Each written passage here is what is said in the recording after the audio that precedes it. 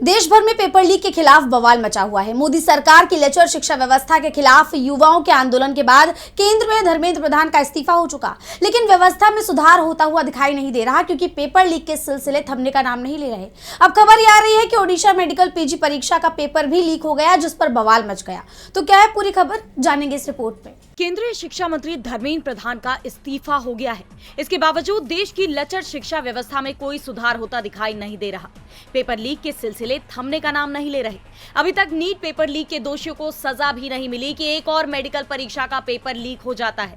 जी हां, इस बार ये घटना ओडिशा में घटी है। राज्य में मेडिकल पीजी परीक्षा के दौरान सवालों की फोटो सोशल मीडिया पर वायरल होने से हड़कंप मच गया। अधिकारियों ने बताया कि 27 जुलाई को 2023 से 26 बैच के पीजी छात्रों की जनरल सर्जरी की थ्योरी परीक्षा के दौरान ऑल ओडिशा मेडिकल पीजी परीक्षा के प्रश्न पत्र की तस्वीरें व्हाट्सएप पर शेयर की गई।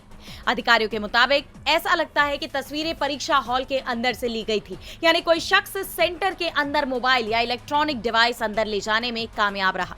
इस घटना के सामने आने के बाद Odisha university of health sciences ने मामले की जांच शुरू कर दी है, लेकिन इस मामले ने देश भर में हो रही तमाम परीक्षाओं पर गंभीर सवाल खड़े कर दिए हैं।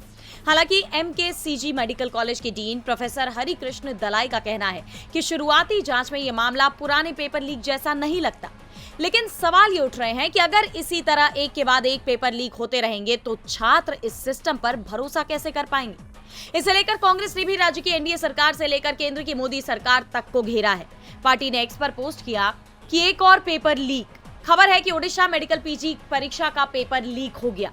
एमडी या एमएस कोर्स 2023 से 26 बैच में जनरल सर्जरी थ्योरी परीक्षा थी, जिसके प्रश्न पत्र व्हाट्सएप पर सर्कुलेट हो गए।